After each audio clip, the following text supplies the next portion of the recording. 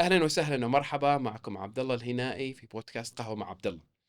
وبتوصية من عايدة النعماني قالت لي لازم نستضيف قائدات عمانيات معروفات، واليوم جبنا لكم من أفضل النساء القائدات العمانيات في ريادة الأعمال وفي القطاع الخاص. سبأ بنت سعيد البوسعيدي، أهلا وسهلا يا أم أحمد. أهلا عبد الله، حياك الله، كيف شكرا على الحال؟ الاستضافة. الحمد لله، أول شيء احنا حالتك وايد طيبة؟ سعيدين إنك كنتي معنا، تسلم. وهذا اللقاء المفروض يكون من زمان معنا يعني، بس صح. اليوم احنا سعيدين قبل رمضان، بغيتك كذا تكوني كافينيتد، عندك قهوة ومرتاحة وماكلة، وناخذ عنه وياك في الحوار أخذ وعطاء. عندي هنا لستة من ما شاء الله إنجازاتك يا سبا. أول شيء أنت مدير أول شؤون الشركة في عمان تل، أنت حائزة على جائزة أصغر رائدة أعمال في عمان سنة يلا 2012. حرام عليك ذاك الزمن ولا؟ لا شفت الصورة ما شاء الله قديمة يعني، ولكن إنجاز رائع جدا. أنت أيضا رئيسة اللجنة العمانية للألعاب والرياضات الإلكترونية، أيضا رئيسة لجنة المرأة والمساواة في الاتحاد العربي للألعاب الإلكترونية، وفي أشياء أخرى ثانية، لكن يعني ما شاء الله إنجازات رائعة. إيش تحسي لما تقولي هذه الإنجازات حال أهلك والناس اللي معك في الدوام؟ ما أحس، لأن تصدقني ما أذكرها. يعني نسيها. توك ما سالفة إني أنساها، بس ما أذكرها واجد بشكل كبير. ما أعرف إذا تذكرت تو حوارنا قبل شوية، بس يعني أنا من النوع اللي ما واجد يحتفل بالإنجازات، وأعتقد هذا نعمة ونقمة في نفس الوقت، ما زين يعني. بس عادي، هذا المنجزين دائما كذا يركزوا على الخطوة أيوة الثانية. أيوة، بسرعة. خلص الأول روح إيش الثاني، الثاني خلص بالضبط ثالثين. بالضبط. بس الحمد لله، يعني أتمنى ولدي يكبر ويكون فخور بأمه طبعا وأبوه بلا بإذن الله، إن شك شاء بلا الله شك. يعني. وبعدين في معلومة نسيت أقولها، سبق زميلتي في برنامج الرؤساء التنفيذيين في الأكاديمية السلطانية، صحيح. فأنت بتاع كله يعني، خلاص أنت جاهزة جاهزة. سبق أول شيء أبغى أسألك سؤال، أنت درستي هندسة ولا إيش درستي بالضبط؟ هندسة مسح كميات. هندسة مسح كميات، والآن أنت في عمان تل في قطاع مختلف تماما. صحيح. إيش أول شيء جابك لدراسة الهندسة؟ وكيف كانت أصلا قبل؟ كيف المخمخة كانت عشان بدرس هندسة بعدين بدخل في القطاعات الثانية؟ الوالدة الله يحفظها، أمي الله يحفظها كانت تشتغل في وزارة البلديات الإقليمية هذاك الوقت. وأتذكر لما كنت أخلص ثالث ثانوي، يعني كان عندي 3 أشياء أنا كنت أبغى أسويها. كل ما قلت لهم شيء قالوا لي لا ما ينفع، هذا وين بيشتغل في عمان، ما بيشتغل في عمان، ما يصير. أنت تعرف يعني الزمن هذاك بالنسبة لهم كان لازم يكون عندك وظيفة مستقرة، ولازم يكون في راتب يمشي وغيره. وأعتقد يمكن هذا التفكير بعده موجود بشكل بنفس الشكل، بس يمكن في الحين صار في مرونة أكبر أن الواحد يتجه لمجال ريادة الأعمال وغيره. بس أذكر لما أول شيء كنت أدرس هندسة داخلية، ديكور داخلي. أمي قالت لي وين ما بتحصلي حد يسوي هذا الشيء، ما حد بيوظفش، ما فيش. قلنا أوكي خلاص ما يحتاج. كنت أدرس شيء في المجال النفسي. أمي قالت لي إيش ما يستوي، وين بتتوظفي. كل هذه الأمور يعني واجهتني. قالت والدتي سمعي، إحنا عندنا الحين المجال الهندسي واجد كبير وفي إقبال جدا كبير، وما أحب أعترف إنها كانت صح، بس كانت صح صراحة. درست هندسة عشان إني أتكيف مع متطلبات السوق في هذاك الوقت. الحمد لله تخرجت، ويمكن شهر أو شهرين الحمد لله رب العالمين، يعني فضل من الله، توظفت على طول. توظفت في شركة آتكنز هذيك الفترة. كانت تعتبر من أكبر شركات الهندسية يعني في استشارات السلطنة، هندسية. استشارات هندسية فعلا. واشتغلت معاهم في مشاريع واجد كبيرة في 9 أشهر فقط. اشتغلت في مشروع المطار، اشتغلت في مشروع البزنس كلاس لاونج اللي صار في المطار القديم، شوارع هذه اللي في صحر وفي الباطنة. فاشتغلت في مشاريع الحمد لله جدا لما قوية. تمري على المشروع تقولي أنا سويته، تقولي حال زوجك وحال ولدك. صدقني ما أنتمي له، لأني خلاص ما أمارس الهندسة. وحتى أمي إلى اليوم تقولي أنت ليش ما تقولي إن أنت مهندسة، يعني المفروض تقولي قبل اسمك. أقول لهم لا، ما أحس إنه بالنسبة لي شيء ما أمارسه، ما أعتقد إني أستحق إن هذا حتى لو درسته وعندي شهادة يعني. أذكر كنت دائما أقول حل نفسي إن اليوم اللي بقوم فيه من النوم وأنا ما مستمتع بالشيء اللي أسويه، أنا ما بكمل فيه. تخرجت عمري 21 سنة واشتغلت على طول الحمد لله. وجات فرصة مع شخص إني أفتح شركة خاصة بالإعلام الاجتماعي. الميزة كانت إنه إحنا كان عندنا أول دخول للسوق في ذيك الفترة، ما كان في أي مؤسسة. وهذيك الأيام كانت توها طالعة شبكات التواصل الاجتماعي 2011 وقنوات. 2012. 2011 2012 نعم. بالضبط 2012. كانت هذه الميزة موجودة إن إحنا ما عندنا أي منافس، ممكن نبدأ هذا البزنس. وكنت محوشت لي كذا بالراتب البسيط، يعني الحمد لله رب العالمين في ذيك الفترة مبلغ بسيط. طلعت من وظيفتي، استقلت وما خبرت حد.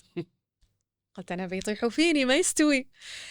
فبديت البزنس والحمد لله اشتغلنا يعني أول مشروع مسكناه كان واحد من أكبر المشاريع، كانت ندوة سيح الشامخات هذيك الفترة. ما شاء الله. أيوة. ممتاز. فكان من أكبر المشاريع اللي اشتغلنا فيها، وبعدها هذا المشروع بالذات فتح لنا أبواب كثيرة يعني الحمد لله. للأسف رؤيتي أنا مع الشريكة اللي كانت معي في هذيك الفترة ما كانت متوازية، فما كملنا الشراكة وطلعت من الشراكة. وأنا في هذيك الفترة بالنسبة لي هذا كان فشل، يعني أنا دخلت كل فلوسي اللي كنت محوشتنها على قولة العمانيين ودخلتها كلها في البزنس، واضطريت للأسف أني أنا أنسحب من البزنس من غير شيء. يمكن بعد شهر أو شهرين دائما لما أذكر هذه القصة أقول يا ربي أيام هذاك لما كنت أحتفل بالفشل هذاك الوقت كان بالنسبة لي شيء واجد كبير، الحين أشوفه أقول يا الله سبق شيء مثل هذا كان يعني يزعل. بس يمكن كان بالنسبة لي شيء كبير لأنه أصلا هذيك الفترة موضوع الاحتفال بالفشل أو التعلم من الفشل أيضا ما كان كبير. يعني إحنا لما نكبر ونتربى ما كان بالنسبة لنا الفشل ما كان خيار، ما في فشل. يعني صحيح. أهالينا دائما يريدوا يشوفونا في المقدمة. لو انت طالعه شيء مضمون، وظيفه مضمونه، الى شيء بالضبط في مخاطره بالضبط يعني. بالضبط. وأتمنى سبق المخاطرة هذيك الفترة ترجع تو مخاطرة أكبر يعني. بعد المخاطرة موجودة بس ما لهذيك الدرجة. بس طلعت من البزنس، وبعد شهرين أو 3 أشهر بالضبط فتحت نفس البزنس في نفس المجال بس وحدي مستقلة، وجلست فيه 5 سنوات. ايش اسم الشركه؟ اسمها فايرل عمان. كان فايرل طبعا من الفايراليتي يعني من السريع الانتشار، حتى اسم السجل التجاري بالعربي سريع الانتشار. وكانت الفكرة انه هو فعلا يعني البزنس ان نحن نساعد المؤسسات والهيئات الحكومية انه يكون انتشارهم سريع، وفعلا هذه كانت رؤية المؤسسة. والحمد لله قدرنا نشتغل على مشاريع جدا قوية، و يعني اشتغلت مع ناس اليوم أنا أفخر واجد أنهم كانوا معي في المؤسسة وطلعوا اليوم موجودين في مؤسسات جدا كبيرة أيضا. فالحمد لله رب العالمين كان عندنا اشتغلوا فرصة. كمقاول أو كزبائن أو كانوا كموظفين؟ اشتغلوا معي كموظفين. موظفين. اشتغلوا معي كموظفين والحمد لله يعني. يمكن فايرل كانت بالنسبة لهم محطة خبرة، وهذه يمكن كان واحد من التحديات هذيك الفترة، أنه المؤسسات الصغيرة كان يعني مثل أهلي ما يريدوا نحن نشتغل في مؤسسات صغيرة، يريدوا مكان يكون مستقر أكثر وفي راتب مستدام وغيره. فاللي اشتغلوا معي كانوا توهم خريجين الجامعة، يطلعوا على طول يشتغلوا معي، يكونوا تحت مظلة على أساس إنه يكون عندهم خبرة على الأقل، وبعدين يستقطبوهم من المؤسسات المختلفة. والحمد لله إنه يعني. إيش كانت المناقصات اللي خضتيها في ذيك الفترة؟ اشتغلت مع ريادة فترة جدا طويلة، مع هيئة تنمية المؤسسات الصغيرة المتوسطة. اشتغلت مع غرفة التجارة والصناعة أيضا، كان مشروع بدايات كبير. وشوية الحماس. أيوة. خصوصا المشاريع الصغيرة والمتوسطة عالي جدا يعني. جدا جدا. وكان التحدي هناك أكبر طبعا. يعني هذيك الفترة نعتبرها يمكن كان مثل فرصة، لأنه ريادة الأعمال كانت جديدة وكل حد كان يتغنى بها وكل حد كان يتكلم فيها وكذا، بس الحقيقة والواقع ما كان بالسهولة. يمكن إحنا بالنسبة لنا كان سهولة إن إحنا كنا من أوائل الشركات اللي اشتغلت في هذا المجال، فكان سهل. بس بعدها لما بديت يعني على السنة الرابعة أو السنة الخامسة صار في منافسة جدا جدا قوية، محلية وأيضا إقليمية.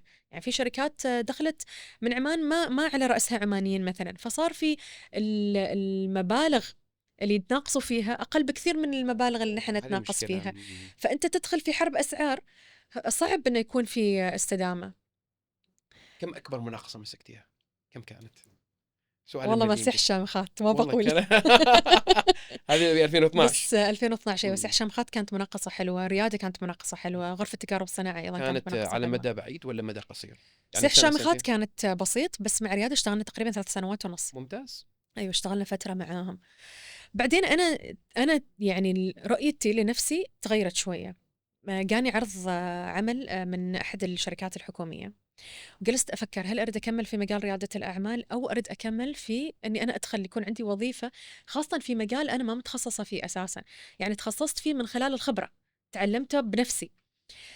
وسبحان الله جاتني ثقة من واحدة من المؤسسات وعرضوا علي، قالوا لي سبا نحن ما نريد نشتغل معاش كفايرل، نبغاك تشتغلي أنت معانا كسبا. جلست أفكر مع نفسي.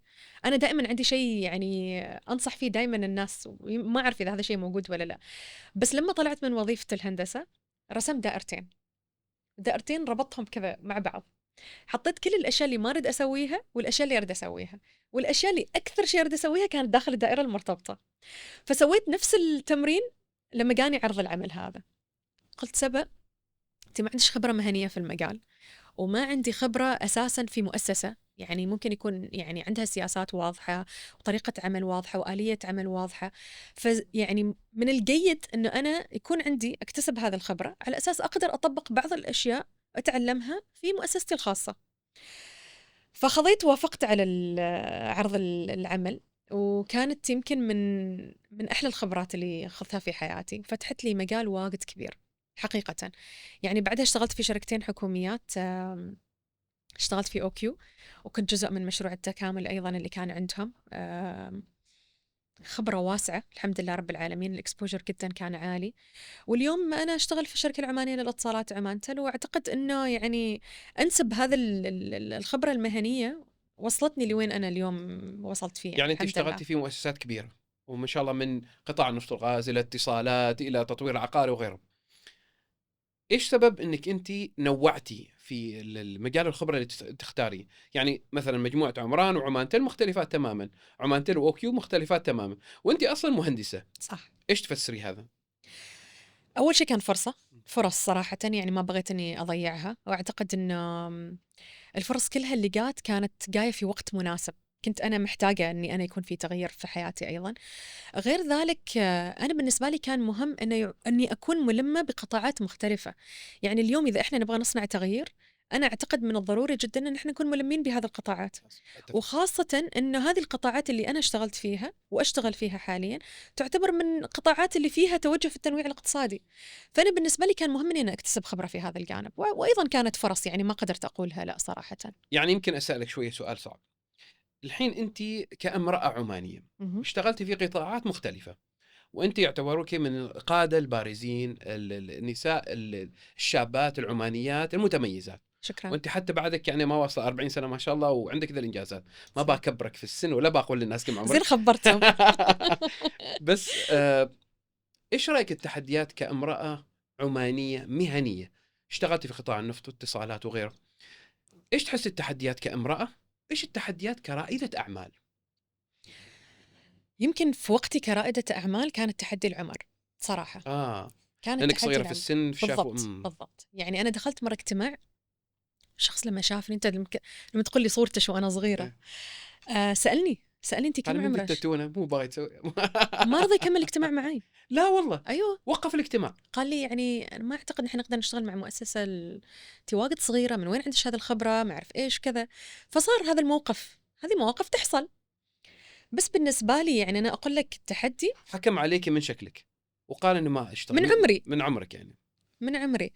وهذا الشيء يحصل ترى، يعني حتى مهنيا في ناس ما تعتقد أن الخبرة يمكن يكون عمرها أكبر من عمر الشخص بالنفس.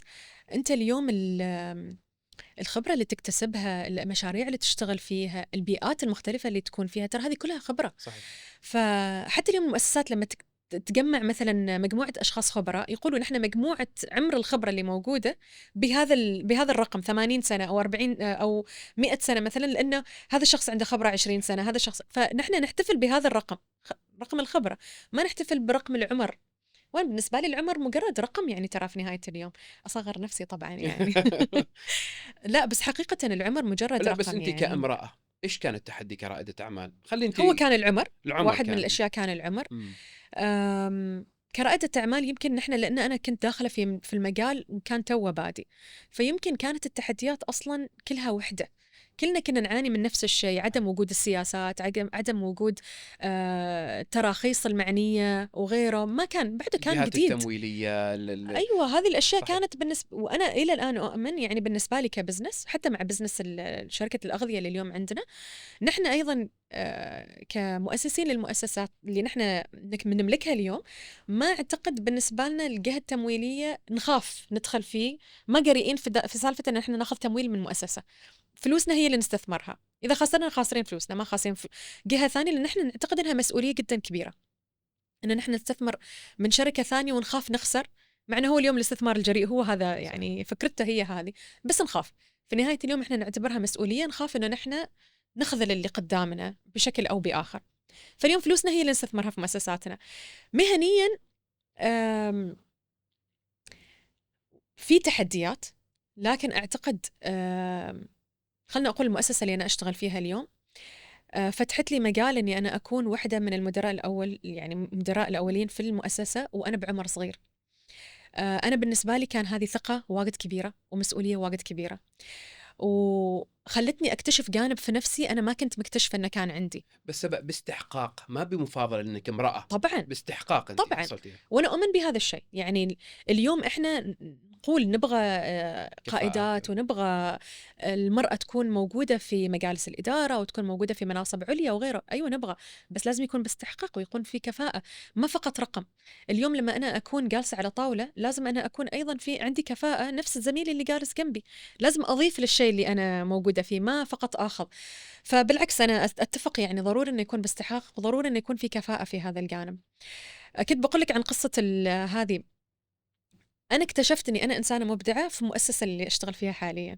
يعني مع إني أنا أشتغل في مجال إبداعي، في مجال الاتصالات والتسويق، وكل المؤسسات اللي اشتغلت فيها كنت في هذا الجانب، بس ما كنت أتخيل نفسي إن أنا إنسانة فيني إبداع. يعني ما فنيا، ما أبدع فني، بس يوم تجلس معي ممكن أطلع لك بمسمى على طول، يعني كذا اسم. انا اوثق هذا الكلام 100%. ممكن أطلع، يعني أطلع لك بهذه الأشياء. وسبحان الله الثقة اللي حصلتها في هذه المؤسسة هي اللي فتحت هذا الجانب فيني. اليوم أقدر أقول بكل ثقة أن أنا لما أشتغل في هذا الجانب أنا إنسانة أحس نفسي مبدعة في هذا الجانب، والحمد لله قدرنا نحن نطلع بحملات قوية وأفكار قوية وغيرها. تحديات يمكن كان بالنسبة لي العمر، بعدني أعيد وأكرر إلى الآن العمر. وأنا أعتقد نحن في عمان الحمد لله نحن عندنا يعني السلطان الله يحفظه يذكر المرأة دائما في خطاباته. اليوم حضور السيدة الجليلة حفظها الله ورعاها أيضا، يعني حضور هذا ينم على ثقة عمان بكفاءات المرأة اللي موجودة. إحنا من أوائل الدول اللي عندنا وزيرات، ومن أوائل الدول اللي عندنا سفيرات، ومن أوائل الدول اللي عندنا قيادات. فأنا أفخر بهذا الشيء، وبالعكس أنا أعتقد أنه عندنا قدوات موجودات في عمان إحنا المفروض يعني نحتفل فيهن بشكل دائم. التحدي هو تحدي عالمي، يعني ما بقول نحن عندنا تحدي خاص في عمان، تحدي موجود عالميا. ويمكن نحن إذا نشوف النعمة اللي نحن عايشين فيها إحنا متقدمين ترى عن عدة دول.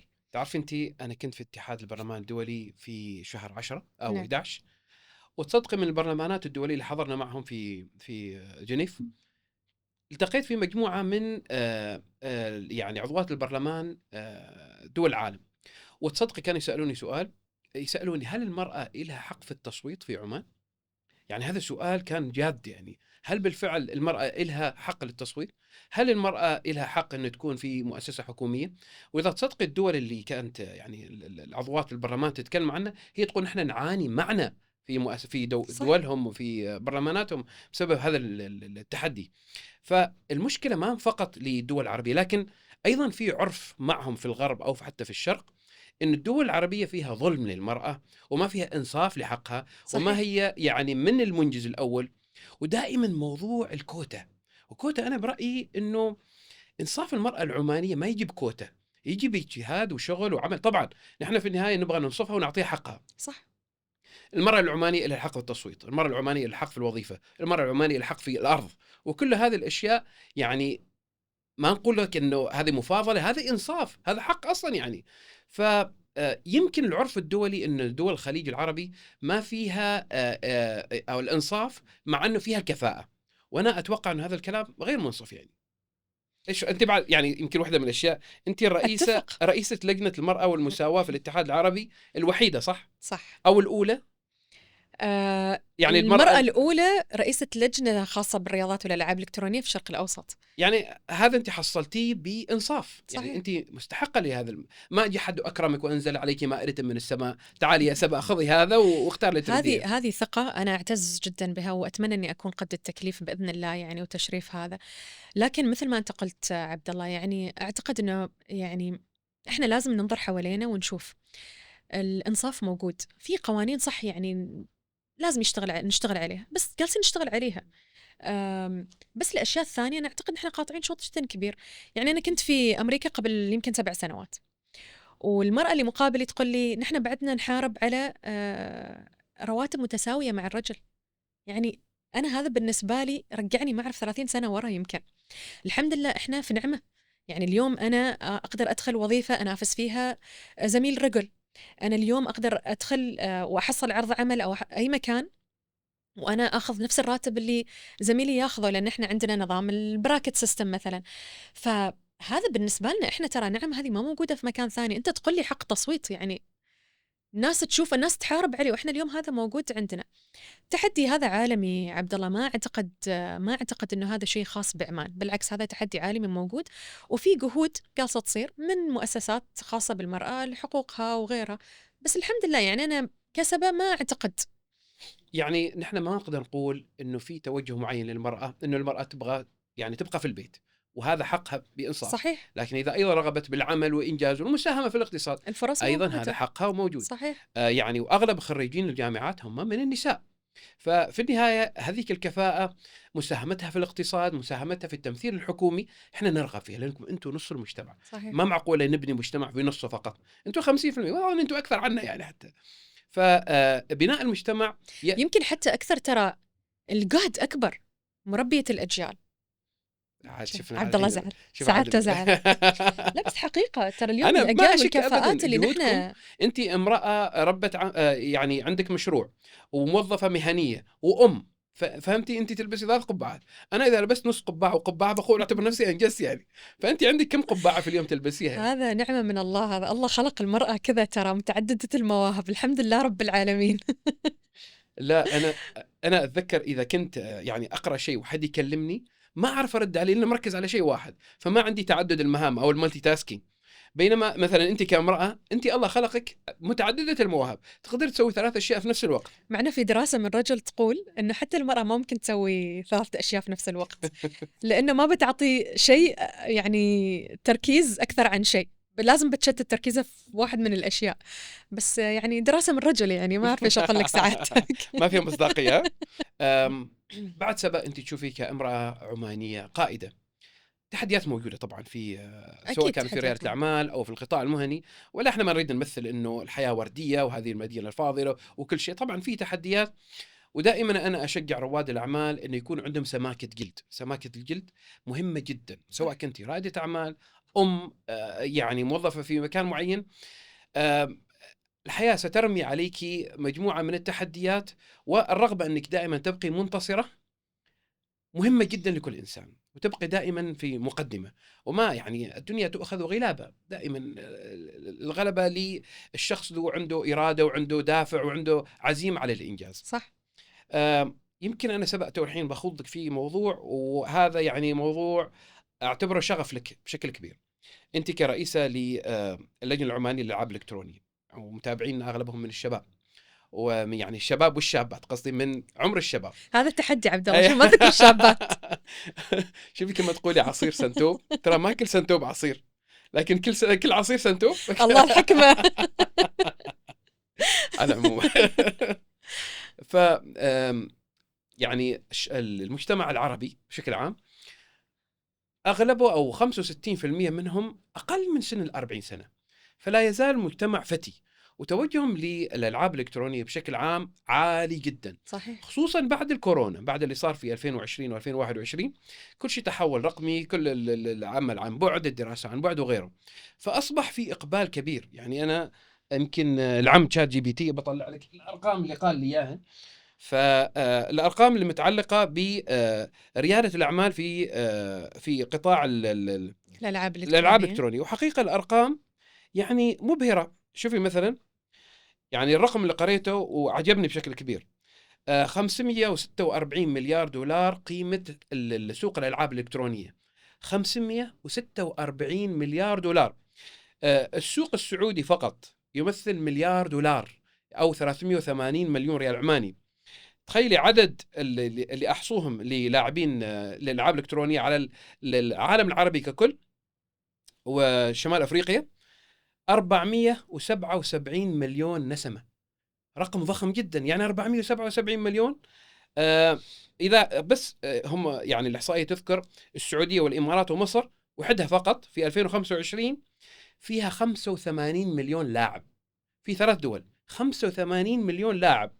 فبالتالي نحن فقط يعني مجرد أنه 85 مليون لاعب لو مثلا يدفعوا في الشهر $10، شفت الرقم كيف يكون ضخم؟ صح. يعني 850 مليون دولار شهريا على الألعاب الإلكترونية.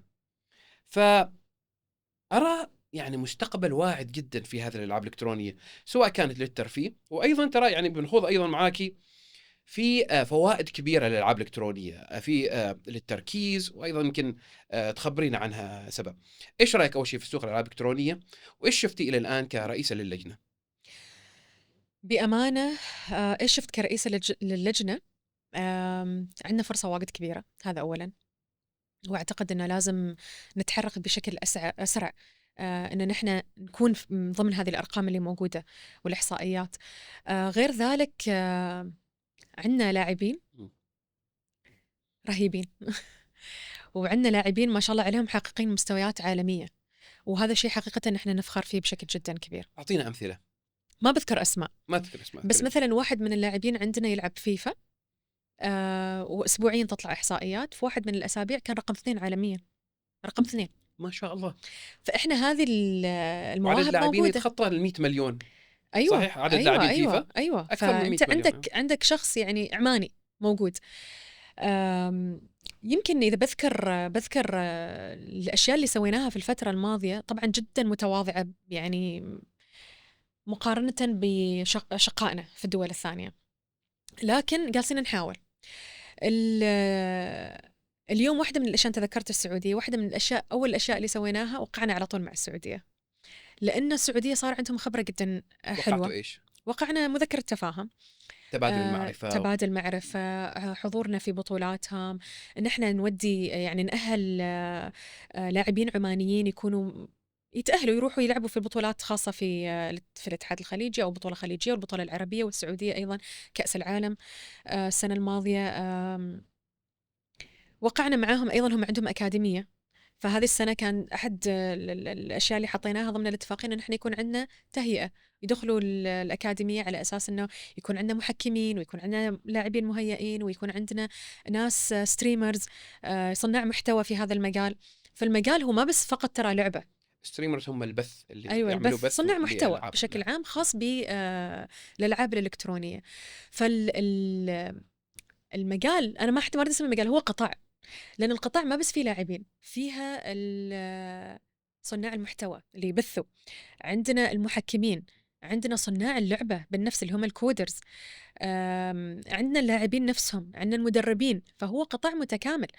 اليوم نحن نسمع في دول ثانية عندنا لاعبين مهنيين ممتهنين هذا اللعب، ممتهنين اللعبة اللي كيف؟ يلعبوها. احكي لي كيف يكونوا ممتحنين؟ يعني أول شيء طبعا عندهم ساعات لعب يعني جدا كبيرة. اقاطع شويه سبب. الحين يمكن في سوء فهم من الآباء والأمهات، صح. إن أنت يا طفل أو يا ابني يا مراهق أنت تضيع وقتك بموضوع الألعاب الإلكترونية، ويمكن يكون شوي يزودوها يلعبوا 8-9 ساعات في اليوم، فنتفهم الوضع. لكن أيضا الظاهر أنه الشخص ممكن يكون أو حتى يشارك في الأولمبيات، نفسه حال لاعب كرة القدم، رمي صحيح. الجلة، الجري وغيره، انه لاعب اولمبيات يكون يلعب العاب الكترونيه ويشارك في الاولمبيات. صح، ويفوز بجوائز مالية وقدرها.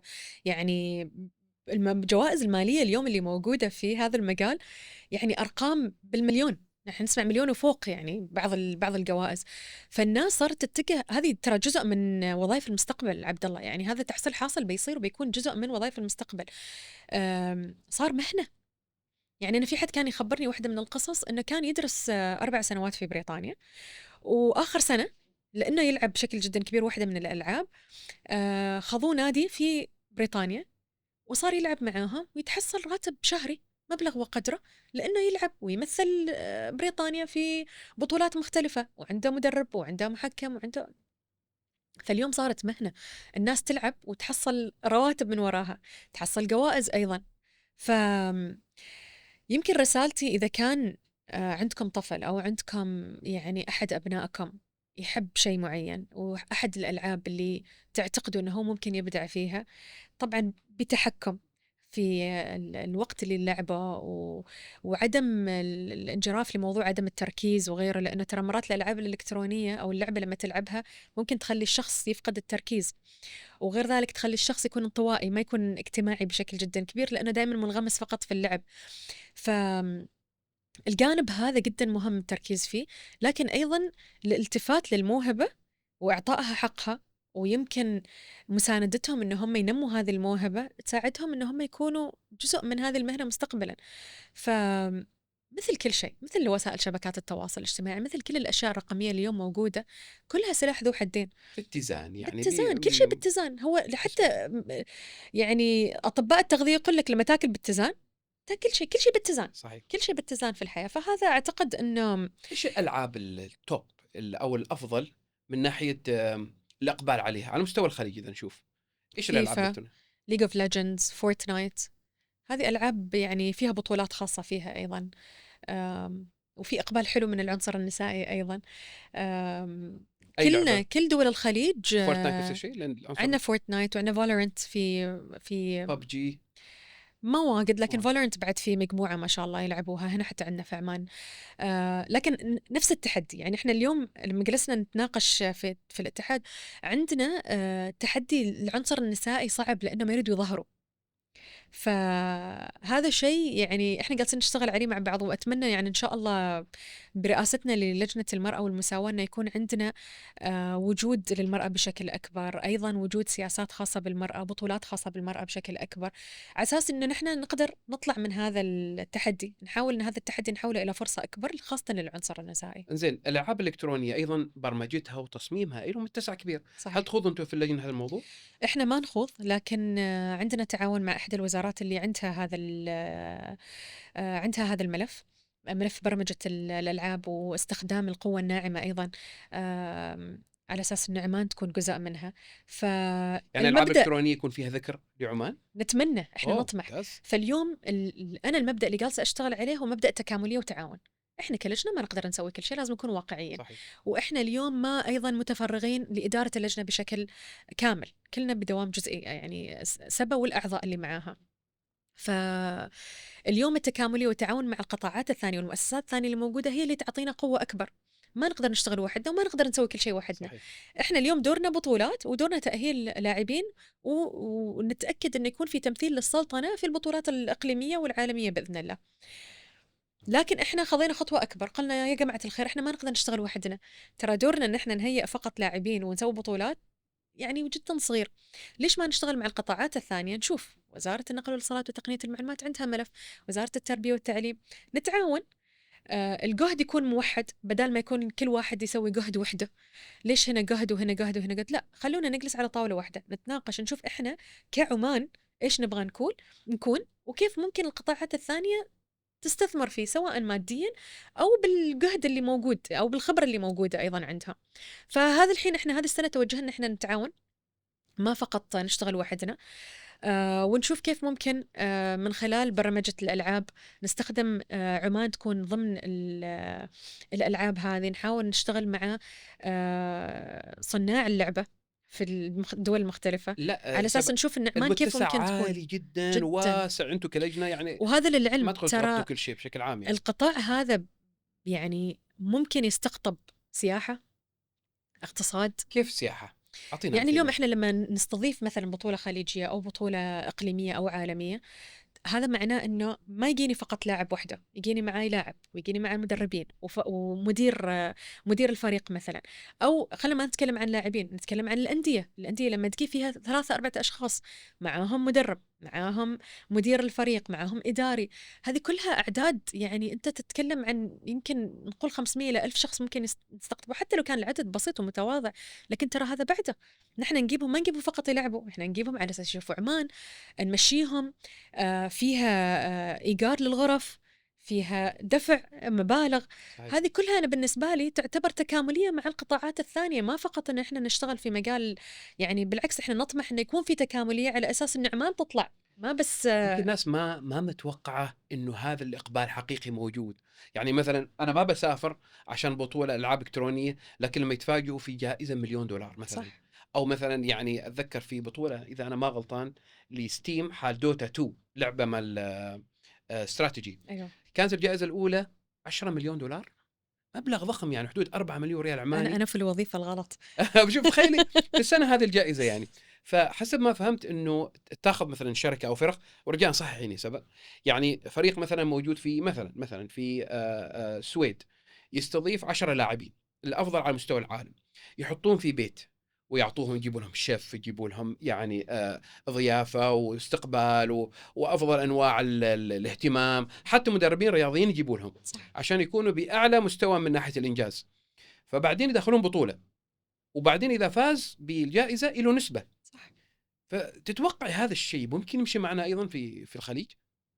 يعني كم 100%. هذا الأمور ممكن استضافة كذا بتكون بشكل أوسع؟ احنا في أمثلة ممكن تعطينا إياها؟ في السعودية في مثال، في البحرين في مثال. يعني عندهم أندية، ما بس أشخاص. وعندهم أشخاص طبعا مستثمرين فيهم هم كلاعبين وغيره، أنهم يعني ممكنينهم مأهلينهم مع مدربين ومدراء وغيره أنه يساعدون في هذا الجانب. بس لا، في أمثلة، وأنا أعتقد أن إحنا عندنا فرصة جدا كبيرة اليوم. يعني يمكن إذا بذكر بعض التحديات المختصة بهذا الجانب، إحنا طبعا أول شيء نطمح أن نكون اتحاد، ما فقط لجنة. غير ذلك يمكن عدم وجود مركز خاص فينا نحن اليوم يحتضن اللاعبين في مكان واحد. أيضا تحدي أنا أعتبره أن نحن ما عندنا مكان، مقر. قاعدين نشتغل على هذا الشيء الحين، أنه يكون عندنا مقر خاص، على أساس إحنا المكان نهيئه بالأدوات اللازمة أن نحن ممكن نأهل فيها لاعبين متخصصين في ألعاب معينة، ممكن ينافسوا بشكل إقليمي وعالمي، وهذه الكفاءات موجودة. يعني أنا أقول اليوم أن إحنا عندنا كفاءات عمانية تلعب، عندنا كفاءات عمانية تلعب بالعكس. بس في نفس الوقت في تحديات موجودة، وجالسين نحاول حقيقة أنه نشتغل مع الجهات المختصة ونشتغل مع شركاء ممكن يساعدونا أن نحن نكون هذا الشيء حالهم، ونكون البيئة الملائمة أن هم اليوم يكونوا ما فقط لاعبين يحبوا اللعبة كموهبة، لا، ممتهنين وينافسوا. أنا أتذكر سبها في 2004 و2005 أول ما بديت أدرس جامعة سلطان. أتذكر يعني عشقت لعبة اسمها وورد اوف ووركرافت. اللعبة تلعب أونلاين وعلى يعني على مستوى العالم. وأتذكر من ذيك اللعبة اللي كنت أركز عليه دائما إنه في شيء اسمه مزاد. تروحي مثلا في اللعبة نفسها تجمعي قطع أو حاجات معينة في اللعبة، صحيح. وتبيعيها في المزاد، وبعدين من المزاد ذيك الفلوس اللي في المزاد ممكن تتحول إلى فلوس حقيقية. فكان أتذكر الشغل الشاغل إني أروح ذاك المزاد وأطلع الفلوس. فتخيلي يعني إنه كانت هدف، إنه شغف معين حققته عن طريق الألعاب الإلكترونية. عرفت إنه عندي اهتمام بريادة الأعمال صح. عن طريق لعبة. اكتشفت إني أنا أحب المزاد، والمزاد دخلت فيه على بزنس وسويت فيه فلوس حقيقية من لعبة إلكترونية. هذا الكلام في 2004 2005، تخيلي يعني قبل يعني 20 سنة تقريبا. فيمكن مجموعة كبيرة الحين من يعني البنات والشباب اللي يحسوا إنه الألعاب الإلكترونية ما في حقيقة مدخول ممكن في أنا إذا أقطع كلامك بالخير سعادتك، واحدة من الأشياء اللي انتبهنا لها قبل فترة أيضا إنه هذه اللي أنت ذكرتها بالضبط، المزاد. في ناس في بعض الألعاب تاخذ شيء اسمه توكنز، فاليوم حتى في فرصة إنه أنت تسوي فلوس من بيع التوكنز هذه حل لاعبين آخرين. يعني لهذه الدرجة، نحن شفنا يعني تجربة هنا في عمان موجودة، في شخص قدر إنه هو يدخل مبلغ أو يدخل مبالغ من التوكنز، يشتري توكنز بعدد جدا كبير كم ويبيعها. يعني مثلا كم شخص برأيك ممكن يدخل في الشهر؟ ما عندي الرقم تو، ما يحضرني بالضبط، بس فيه. يعني أنا أقول لك إن هذه فرصة موجودة، الناس يعني في توكنايزيشن، الناس جالسة تشتريها. يعني أنا أتذكر لعبة في 2020 بدايتها، لعبة اسمها فلوبي بيرد. سمعتي عنها؟ يمكن. أيوة. 2020 ولا قبل. أتذكر لعبة عن طريق التليفون تلعبها، يعني قاعد أستخدم تشات جي بي تي لأنه عاد يخبرني التفاصيل. تشات جي بي أو لعبة فلوبي بيرد كانت سمعتها عالية جدا، وعبارة عن تطبيق تلعبيها في التليفون. أتذكر كانت فيها أرقام، ما متأكد من أي دولة، كانت من فيتنام أو ماليزيا. كان الشخص يقول إني أنا بسبب هذا اللعبة مدخولي الشهري 400 ألف دولار، أو في حدود يعني 460 ألف ريال عماني. 160 ألف ريال عماني في الشهر. بس إيش كان يعني؟ الإعلانات. تلعبي اللعبة هذه وبعدين تطلع إعلانات، إعلان وغيرها من طرق التسويق. فأنا أتخيل فقط، يعني أنا تكلمت من قطاع واحد اللي هو البرمجة للألعاب، وألعاب عن طريق الهاتف، في ألعاب عن طريق الكونسولز أو في ألعاب عن طريق بلاي ستيشن، اكس بوكس وغيره. ما يمنع تكون في لعبة في الاكس بوكس عمانية، ايش يمنع؟ والحين البرمجيات اصبحت سهلة جدا يعني. صح. ويعني انا ما اقول ان المتسع فقط في البطولات، ايضا في المنتجات. يعني في ايضا يسموها براند سبونسرشيب، او علامة تجارية تتبنى شخص. صح. مثلا شخص برعاية ريد بول، او برعاية عمان تيل، او برعاية فودافون وغيرها من الشركات اللي تمسك الفريق وتعطيه رعاية، ومقابل ايضا هو يحصل نسبة من الرعاية. ايضا منتجات، يعني احنا يمكن يعني عاده ما اعرف المنتج موجود كاسات المج، في ممكن اكواب، merchandise. أيوة قمصان، يعني قصدي المتسع كبير جدا، كل جدا. اللي تحتاجه تعرف احنا فقط هذه السنة تسوق. الماضية ساعتك لاحظنا في إقبال من بعض المؤسسات أنه يكون عندهم استثمار بالضبط اللي أنت ذكرته، أنه يكون عندهم استثمار في نادي يسموه باسم مؤسستهم ويستثمروا فيهم. فالفكرة أنه هم طبعا تعاون مع اللجنة، أنه بحكم أن الخبرة اللي موجودة مع فريق اللجنة ومع أعضاء اللجنة، أنه كيف ممكن تساعدونا إحنا نكون هذا الفريق، إيش اللي نحتاجه بالضبط، كيف لازم يكون شكل الفريق، إيش الأشياء اللي لازم يكونوا عندهم خبرة في أي جانب من الألعاب. ففي لاحظنا أنه في إقبال، أمانة لاحظنا أنه في إقبال لرعاية بعض الفرق تكون باسم العلامة التجارية اللي حابة أنها ترعى. وبالعكس أنا بالنسبة لي هذا أشوفه شيء إيجابي، لأن هذا يعطيني أنا مجال أيضا أني أنا أتوسع في عمل اللجنة، ما فقط أني أقيم بطولات وأشارك لاعبين متأهلين، لا أيضا أنه يكون عندي فرصة أني أكون ضمن خطط مؤسسات أخرى أحقق أهدافهم المرجوة من خلال الألعاب الإلكترونية. وأيضا هذا ضمن خطتنا إحنا الاستراتيجية كعمان أيضا، أن نحن يكون عندنا فريق عماني بغض النظر عن باسم أي مؤسسة، لكن في النهاية فريق عماني ينافس إقليميا وعالميا أيضا، ليش لا يعني. العلامة التجارية اللي تسوي رعاية حال الفريق المعين، يمكن يتوقعوا انه ما في مشاهدات كبيرة وهذا الأطفال وهذا الناس، هل تحس هذا الكلام صحيح؟ لا فيه، يعني كوفيد، انت ذكرت كوفيد، ارقام الجيمنج قويه قويه قويه، يعني الناس ما انشغلت باي شيء ثاني، ترى الواحد كان جالس في البيت، يعني انا ربت يعني في البيت يعني كنت وحبيت اطبخ، بس يعني في ارقام قويه بالنسبه للجيمنج موجوده. بالعكس العلامات التجاريه وناس سوت يعني كونت فرص لانفسها جدا جدا كبيره. الستريمينج اليوم، البطولات اللي نحن نحضرها والبطولات اللي احنا نسويها هنا، اكدنا انه لازم يكون في ستريمرز موجودين يبثوا بشكل حي عن اللعبه بالنفس، اللي يكونوا متخصصين في اللعبه ويبثوا ستريمرز يكونوا موجودين. هذه كلها يعني مجال اكسبوجر جدا جدا قوي حال المؤسسات والعلامات التجاريه. بالعكس انت ايش لعبتك المفضلة؟ انا لا، انا إيش ما اللعبة جيمر المفضلة؟ غير اذا كنت عشان اعترف. اذا كان انت عندك وقت وكنتي ما في سيو بروجرام ولا في وظيفتك ولا كنتي يعني ام لطفل، ايش اللعبة اللي بتحسيها بتخوضي فيها بشكل اوسع؟ كراش يمكن. كراش. ايوه متواضعه، انا نوت جيمر ترى، لا انا ما جيمر، لكن يعني عندي اجتهادات بسيطه في الكراش. يعني انا ابغى اخوض اكثر في موضوع الجمعيه. تذكر كلمتيني انك انت بدل تكون لجنه الالعاب الالكترونيه ليش ما تكون جمعيه؟ اتحاد سوري. ايش اللي تحسيه بيصير لو كانت اتحاد هذه اللجنه؟ ايش المتغيرات؟ يعني انا الحين عندي ارقام، اذا تسمحي احكي تفضل اكيد. اخبرك اياها. مثلا كاس العالم للرياضات الالكترونيه اللي صار في الرياض سنه 2024، التنافس كان في 22 لعبه، الجوائز الماليه تخطت 60 مليون دولار.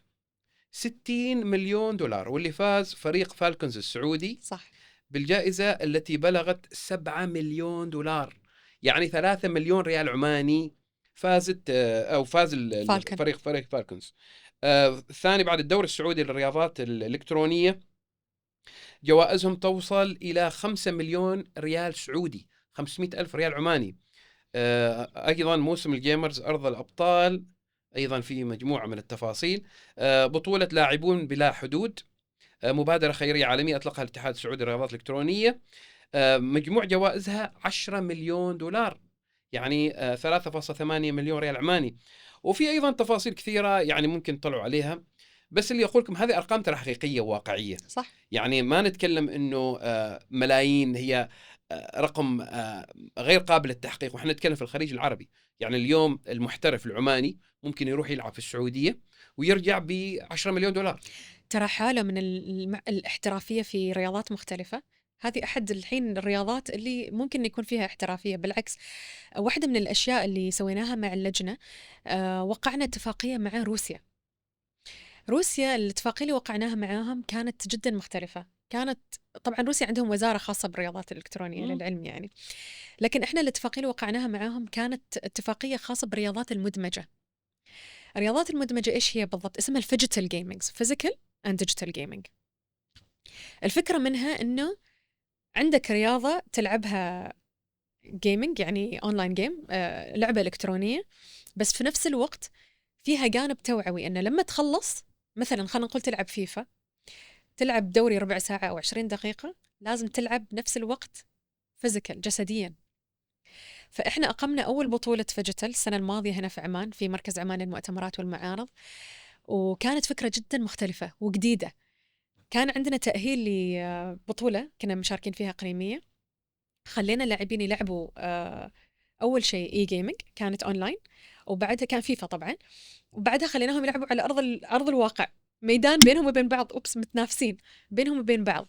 فالفكرة مختلفة، والفكرة منها إنه نحاول نقلل عدد الساعات اللي الشخص اللاعب يعني يلعب الجيمر مباراة كرة قدم يلعب مباراة في الكمبيوتر أو في البلاي ستيشن، بعدين بعدين يلعبها في الواقع. بالضبط. أوكي. الفكرة منها أن أنت تزيد الحركة، تنشط الدورة الدموية وغيره وغير ذلك. طبعا يعني فوائد الرياضة بشكل كبير نحن نعرفها يعني، بس الفكرة أن نحن نقطع سالفة أن نحن نجلس ساعات طويلة في نفس المكان على أساس نلعب لعبة إلكترونية. الفكرة أن التوعية أيضا الجسد لازم يكون فيه اهتمام. فهذه واحدة من الأشياء اللي أنا جدا أفخر حقيقة أن نحن قدرنا على الأقل نطبقها على أرض الواقع، وفيها اهتمام بالغ الحين يعني دوليا أنه لازم يكون في رياضات مدمجة، على أساس أنه جانب التوعوي، ما شخص واحد بس جالس ساعات طويلة من غير حركة. الحركة أيضا لا، في وحدة جدا في مهم. إحصائية يعني كنت قبل أسوي المقابلة بغيت أقرأها. شوف الإحصائية غريبة، أنا استغربت منها. الجيش الأمريكي لما يريدوا يوظفوا طيارين حال الطائرات الغير الدرونز اللي ما فيها طيار، يختاروا الناس اللي عندهم القدرة على الألعاب الإلكترونية. صح، لأنك أنت تطير طيار بلا طيار كأنك تلعبي سيميليشن. أيوة. محاكاة، لعبة أيوة. محاكاة. أيوة. فكانوا يستخدموا شيء اسمه الهاند اي كوردينيشن، او التنسيق بين اليد والعين. فيريدوا الناس اللي عندهم سهولة وسرعة في الموضوع، وايضا صناعة قرار سريعة. فلاحظت انه ممكن ايضا الالعاب الالكترونيه يتم توجيهها ل يعني حرف او صناعات جديده. يعني مثلا طيار بلا طيار، انت تعطيه لعبه العبها، واذا جبت الرقم المعين فيها تعال وظفك معي. صح. تحس هذا شيء ممكن يصير يعني؟ تذكر في فيلم قبل فترة طالع، ما قادر أذكر اسمه تو، جران توريزمو يمكن اسمه، لا، اللي كان قبل فترة اللاعب يلعب جران توريزمو، لعبة السيارات. أيوة لعبة صحيح. السيارات. أيوة. بعدها واحدة من الشركات الكبيرة خذته خلوه يكون متسابق مهني على أرض الواقع، بس كان ممتهن في اللعبة، يعني ما كان ممتهن يعني سباق، يعني ما كان يكون يسابق جسديا، يسابق لا، بس في في اللعبة. المحاكاة بعدين نقلوه في الواقع. نقلوه في الواقع وخضوا، يعني خضوا كان عندهم جرأة كبيرة صراحة أنهم ياخذوا هذا الريسك، أنهم يستثمروا في شخص شاطر في لعبة إلكترونية جران توريزمو، وجابوه خلوه يكون متسابق. لا يعني الحين في ألعاب المحاكاة كثيرة. أنا حتى أشوف الأسبوع الماضي كان والدي يسألني، يقول لي بابا أريد أشتري لعبة محاكاة للعمليات الجراحية. الله. أنا فرحت، يعني قد بيطلع طبيب. فأتاري اللعبة هو باغي بس يجزر الناس يقصصهم، عشان كذا ألعبها اللعبة. لا بس تعرف عبد الله، هو المجال أصلا الرقمي بشكل كبير الحين، يعني مع توجهات التوجه الرقمي بشكل عام، والقطاع الرقمي، يعني مجال واجد صحيح. كبير. أنا توني كنت جاية من الكويت، كنت حاضرة هناك مؤتمر عندهم، واحدة من الأشياء اللي كانوا يتكلموا عنها هي المحاكاة عن طريق السيميليشن، الفي آر والفي آر، كيف ممكن هم يساعدوا اللاعبين الرياضيين في التأهيل عن طريق الفي آر، الواقع الافتراضي. هذه أيوة نظارات أيوة. الواقع الافتراضي. فأنت تتكلم عن يعني الحين قطاع رقمي بشكل واجد كبير. فهذه أنا في القريب، مستقبل القريب هذا 100% بيصير أن المحاكاة هذه لازم تكون موجودة، على أساس فعلا تأهيل للوظائف المهنية بيكون موجود 100%، يعني لا شك، وما بعيدين عنه أبدا. يعني الحين احنا صرنا نسوي انترفيوز او مقابلات عن طريق الزوم. صح. ايش يمنع ان تكون مقابله عن طريق نظاره المحاكاه الافتراضيه هذه؟ أيوة. ممكن يعني الطيارين يكون كل امتحاناتهم عن طريق جهاز المحاكاه او السيميليشن. الاطباء ممكن يكون ايضا المهندسين اختباراتهم ممكن تكون وموجودة هذه على فكرة، يعني الأطباء صار عندهم تيلي ميديسن، وصار عندهم يعني نحن واحدة من الأشياء اللي موجودة اللي هو الأطباء النفسيين موجودين عن طريق تطبيق مثلا اليوم، فهذا كله موجود. فأنت تتخيل بس كيف الثورة الرقمية هذه بتتطور أكيد. وبتصير بشكل مختلف تماما. فاليوم وظائف المستقبل جدا جدا مهمة. يعني إذا نرجع حال هذا الجانب، وظائف المستقبل جدا جدا مهمة، والاستثمار فيها من قبل الأهالي أيضا جدا مهمة. صار لا محال منها. يعني الأشياء اللي إحنا تعودنا عليها خلاص تغيرت. يعني أنا ما أتوقع ولدي بيكبر بيتدرب في مكان بنفس الطريقة اللي أنا تدربت فيها مثلا، أو بيتعلم شيء جديد بالطريقة اللي أنا تعلمته. صار ما في الكتاب كل شيء موجود. أنت الحين طلع لي معلومات من شات جي بي تي. فهذه صارت أشياء يعني جيل رقمي خلاص اللي طالع الحين. إيش تتمني حال يعني لجنة الألعاب الإلكترونية بعد 5 سنوات؟ إيش تتمني يصير؟ إيش الأشياء اللي تبغيها تحصل حال اللاعب العماني أو اللاعبة العمانية؟ أطمح بأمانة بإذن الله أن يكون عندنا ممتهنين محترفين في هذا الجانب إحنا ما ننافس. عندنا ولا واحد محترف. عندنا محترفين بس عندنا يعني في رخصة معينة يطلعها المحترف؟ ما لا في. لا لا. بس أتمنى أن ما يكون عندنا واحد، يكون عندنا طبعا. مجتمع محترفين ينافسوا في هذاك الوقت. إذا بعد 5 سنوات إن شاء الله أولمبياد، يعني ما يكون بعد أي بطولة. أتمنى نحن يكون عندنا مقر لمبرمجين صناع لعبة، ولعبة ما فقط تكون انتشارها هنا، نبغى خلاص إحنا نفكر بشكل عالمي. أتمنى إن إحنا يكون عندنا أكاديمية اليوم يكون فيها برامج تطويرية، الأشخاص يدخلوا فيها يمتهنوا التحكيم ويمتهنوا. اليوم نحن نسافر ترى عشان نتعلم هذا الشيء. أتمنى أن عمان تكون مقر لهذا الشيء. وبإذن الله أطمحنا أن أكون موجودة، إني أشوف هذا التطور إنه يصير، ويكون عندنا مبرمجين عالميين يشتغلوا مع كبار المؤسسات اللي يصنعوا الألعاب، وعمان تكون حاضرة بشكل جدا نقطة قوي القوة في الناعمة الألعاب هذه. ممتازة ترى جدا. هذا أتمنى أن عمان تكون يعني حاضرة بشكل جدا قوي. استخدام القوة الناعمة في هذا الجانب أسهل طريقة للوصول وأسرع طريقة للانتشار بأمانة. فأتمنى اليوم أن نحن يكون لنا دور وبصمة قوية، أن نحن نشتغل مع صناع اللعبة عالميا، أن ندخل عمان بشكل أو بآخر، حتى لو فريق موافقة قميص عمان. أتمنى أنه يكون بشكل أو بآخر. أريد أشوف ناس تختار فريق عماني يلعبوا فيه. يعني الحين إذا في ناس عندها أفكار، يعني لاعبين فيفا محترفين بعد هذا البودكاست يريدوا يوصلوا لك، كيف بيوصلوا لك؟ ممكن يوصلوا لي عن طريق حسابي، وممكن يوصلوا لي عن طريق إيش حساب حسابك؟ اللجنة سبأ البوسعيدي في الانستغرام أو في اللينكدين؟ في كل مكان. حلو. اللجنة عمان إي سبورت. مستعدين نستمع من أي حد، أي أفكار، أي مقترحات، أي لاعبين. مستعدين جدا نحن اللجنة لها نستمع موقع؟ منهم.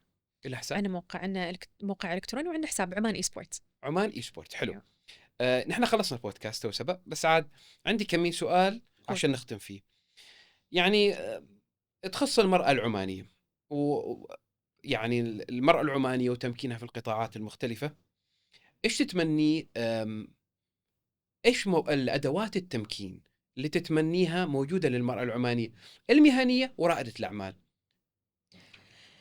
إحنا واجد متواضعين، وأعتقد تواضعنا شيء إيجابي، بس في نفس الوقت سلبي أيضا.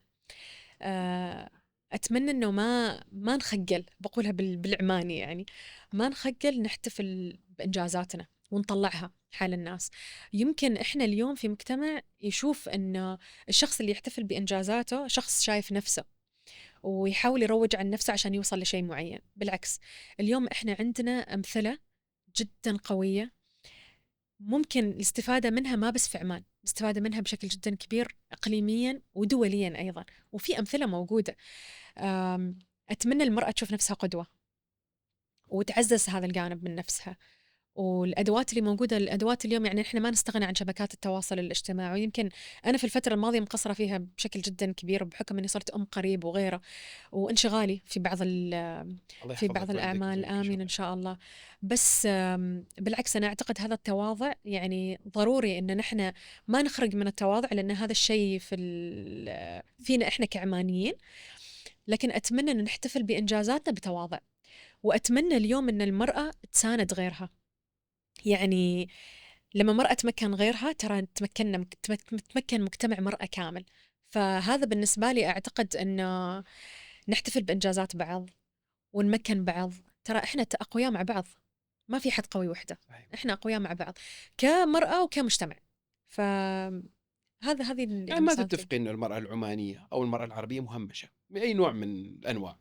يمكن في دول ثانية مهمشة، بس إحنا بالنسبة لنا أنا أعتقد اليوم الحمد لله إحنا عندنا أمثلة جدا قوية موجودة، سواء من قوانين أو من قدوات موجودات، قائدات عمانيات وسفيرات ووزيرات وغيره. في يعني ما بقول نحن أحسن شيء في العالم، لا، بس إحنا متقدمين عن غيرنا في كثير من الأشياء. وهذه أعتقد نقطة إحنا لازم نذكر نفسنا فيها. ترى إحنا ننسى، إحنا حقيقة عايشين في نعمة ونحن ننسى هذا الشيء. في أشياء طبعا إحنا يعني نطمح. أنا مثلا لما صرت الحمد لله كنت واحدة من الناس اللي استفادت من إجازة الأمومة اللي يعني السلطان الله يحفظه في قانون الحماية الاجتماعية وفرها لنا. أتمنى أنها تكون أكثر، أيوة أتمنى. لكن أيضا أحسن عن غيري، يعني غيري كان عنده 50 يوم، أنا صار عندي 98 يوم. فخطوات، الخطوات يعني بإذن الله نوصل لشيء أكبر وشيء نحن نطمح له. ودائما إحنا ترى دائما لما نفكر بسلبية، أنا دائما أقول نحن نفكر بشيء سلبي لأن إحنا نحب عمان ونبغى عمان تطلع بشكل أحسن وبشكل أكبر، وكلنا اليوم موجودين عشان نشتغل حال عمان. فنحن لما نذكر الأشياء السلبية وننسى النعم اللي إحنا عايشين فيها، لأن إحنا نغار على هذا البلد ونبغى نحن نكون أحسن شيء في العالم، ونبغى نحن نكون أحسن من واجد دول. فهذا فقط من غيرتنا يعني. بس بعدني أقول الحمد لله إحنا عايشين في نعمة واجد أحسن عن غيرنا، الحمد لله رب نحن ترى العالمين. 3 مليون عماني بس في كوكب الأرض كله، في 3 مليون عماني من أصل 8 مليار. صحيح. فلازم نعرف أيضا أنه نحن مميزين بإنجازاتنا، بتاريخنا العريق، بمبادئنا، بثقافتنا. صح. يعني في معلومة ذكرتها في السابق بس دائما أحب أذكرها، يعني اللغة السواحيلية اللي يتكلموها الحين 90 مليون نسمة، من يعني خلقها العمانيين. صح. الحين العماني اللي هو 3 مليون أثر على 90 مليون من الثقافة. وأنا ما أتكلم أيضا عن الثقافة في الشمال في مكران، وأيضا في صومال وموزمبيق وغيرهم. فثقافتنا تتخطى المئات السنين. صح. يعني كل مرة نعرف عن عمانيين سافروا إلى الصين وسافروا إلى شرق آسيا من أكثر من 1000 سنة. فهذا الشيء أيضا مفخرة ويجب نتكلم عنها، ما خلاص ما نستحي نتكلم بكل صراحة. بالضبط. احنا انجزنا واشتغلنا. وما ننسى تواضعنا. احنا الناس العالم اللي يحبوا فينا ان احنا شعب متواضع، ما فيها اي شيء نحن نحتفل بانجازاتنا بتواضع. بالعكس، نحن نوري الناس انه احنا نقدر والعماني يستطيع وينافس عالميا. موجوده هذه الكفاءات وموجوده هذه القيادات وموجوده هذه الامثله. فما المفروض يعني نستحي منها، بالعكس نطلعها وتطلع بكل تواضع. لو عندك الخيار أو عندك الاستطاعة، كيف تقنعي الفتيات العمانيات لدخول ريادة الأعمال؟ نبغى أكثر رائدات أعمال، كيف نقنعهم؟ جرأة. يعني يمكن اليوم كل حد بيطلع لي بيقول لي الجانب التمويلي، اليوم الجهات التمويلية موجودة، بس يبغاله الأدوات موجودة أيضا. أدوات الدراسة وأدوات البحث كلها موجودة، ممكن أنها تساعدنا وتمكننا. الذكاء الاصطناعي اليوم ما شاء الله عليه ممكننا في عديد من الأشياء. فأعتقد يبغاله جرأة أكثر من أي شيء صراحة. يعني الممكنات موجودة وفي تحديات موجودة أيضا، بس الجرأة أعتقد أنها هي اللي ما موجودة. وهي ممكن تحافظ على خصوصيتها، ممكن تسوي في حساب وسائل التواصل الاجتماعي صح. صح. منتج معين، خدمة معينة، وتكون صح. خاصة للنساء. ممكن هذاك ما الاتساع. أقول المجال ما سهل، ترى المجال ما سهل، بس ما في شيء يجي بالسهل. الواحد لما يطمح لازم يسعى أيضا. فما أقول إن المجال سهل، أبدا ما سهل، بس حالة من حال الوظيفة أيضا ما في شيء سهل. الواحد لما يريد يتطور وظيفيا لازم يسعى، لازم يشتغل على نفسه، ولازم يثبت نفسه وغيره. هو نفس الشيء يعني. يمكن هنا أصعب لأن أنت على رأس العمل وحدك، وراتب ما عندك يعني راتب مستقر ومستدام. لكن هل ممكن بوجود الأدوات اليوم وبوجود استخدامها بذكاء؟ أعتقد أنه موجود، بس هي الجرأة أعتقد أكثر صحيح. شيء اللي يعني يحتاج. أنت شيء تهتم فيه واجد اللي هو العلامة الشخصية، العلامة التجارية الشخصية، سواء كانت يعني للفرد أو للشركة. وعندك كذا شغف، وأنا أتكلم شوف عيونك كذا تبرق يعني.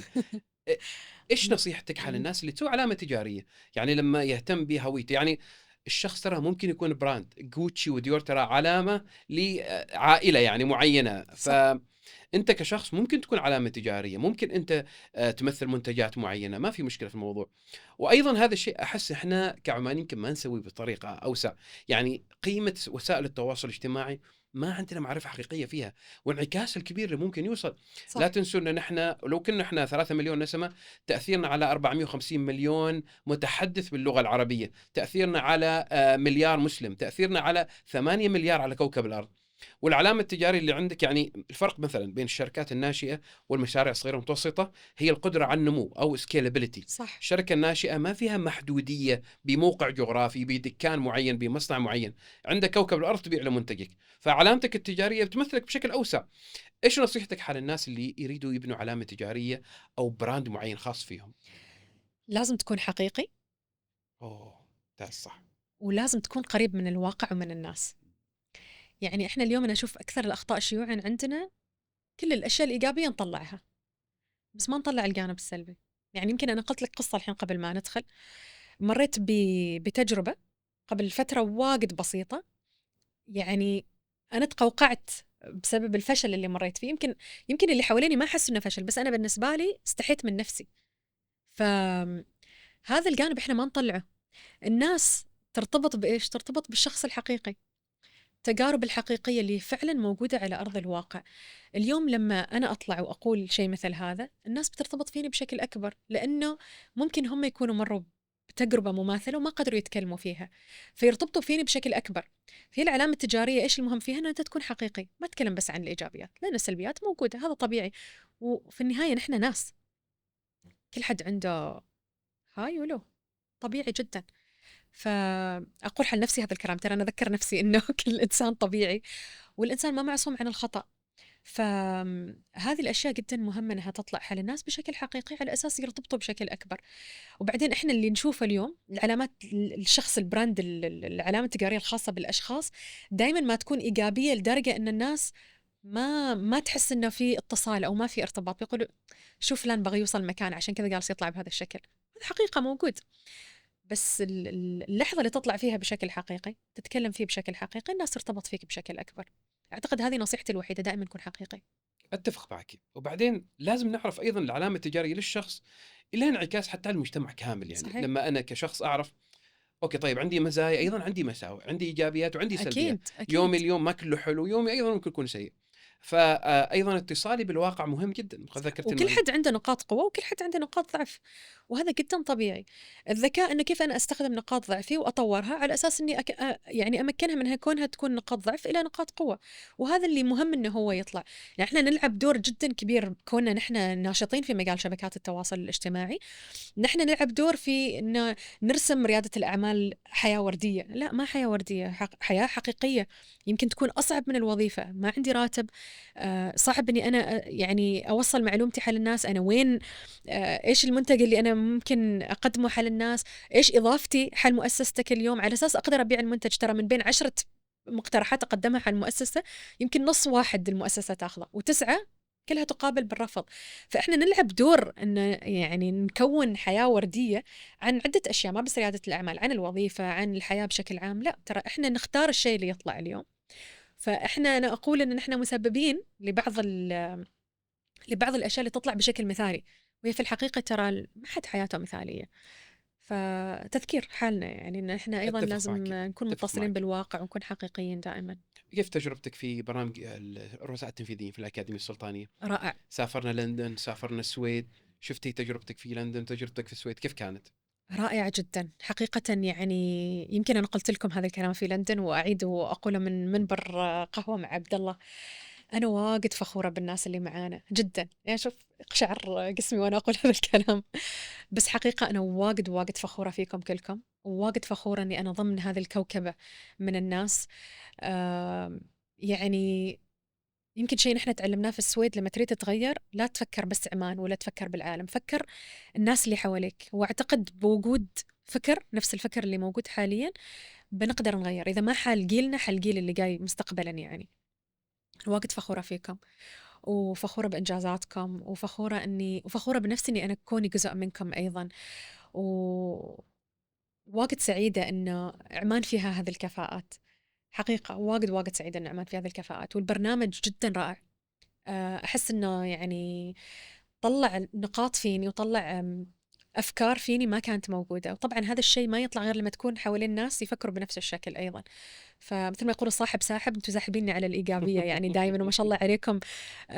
لما شفت هذا الفكر اللي موجود وشفت الناس اللي موجودين، أطمح إني أنا أكون أحسن بواجد من اللي أنا فيه اليوم. يعني الحمد الحمد لله عمان بخير ننصحهم انه يتابعوا الاكاديميه السلطانيه وبرامجها، اكيد يشوفوا اكيد. البرامج التدريبيه، ترى هذه مجانيه، المشاركه فيها والمنافسه على مستوى السلطنه صحيح. وحقيقه بتدخلكم تجربه الامتحانات والقبول كانت صعبه علينا جدا يعني. جدا كانت صعبة جدا. ترى أنا بس أقول لك هذه التجربة اللي مريت فيها، أقول أنا قدرت إني أمشي في تجربة مقابلات والامتحانات اللي دخلنا فيها مع الرؤساء التنفيذيين، وهذه كانت تجربة يمكن بالنسبة لي ما جيدة، بس يمكن كان الله ما كاتب إنها سبحان الله. بس حقيقة كانت تجربة صعبة، يعني المقابلات والامتحانات اللي دخلنا فيها كانت قصدك ان التجربه صعبة. صعبه وكان فيها 3 اشهر من الامتحانات صح وغير، صح. لكن طلعت نتيجه جميله، من الحمد 1200 لله. شخص طلعنا 35 شخص يعني. الحمد لله. فننصح الجميع انه يقدم ويتنافس، سواء كان البرامج الاخرى تابع القطاع الخاص او تابع القطاع الحكومي. وحقيقه يا سبا يمكن يعني نختم ذا البودكاست، وشكرا جزيلا انك انت رجعتي لي نوع من الطاقه والامل. يعني هذا البودكاست انا جبته واسسته في 2022 في 22 على اساس انه نفسك وامثالك من الكفاءات العمانيه اللي نفتخر فيها. اتمنى ان اكون منصه ولو بسيطه لابرازها، بعث رساله امل. ما كل شيء سوداوي وصعب، في جانب ايجابي في الحياه، في جانب ايجابي حتى من المشكلات. دائما رائد الاعمال يشوف من المشكله فرصه. ابراز الكفاءات العمانيه يعني يخليني اتحمس اكثر في البودكاست. ايضا ابراز الكفاءات اللي نفسك يا سبأ، نعطيهم المنصه انه يتكلموا باريحيه. شفت البودكاست هي ساعه، ما اقول لك سبأ عندك 5 دقائق تكلمي عن حياتك، ايش بتقولي ب5 دقائق؟ صح. بتقولي بس اني أسوأ سؤال لما تدخل مقابلة، خبرني عن نفسك شوي.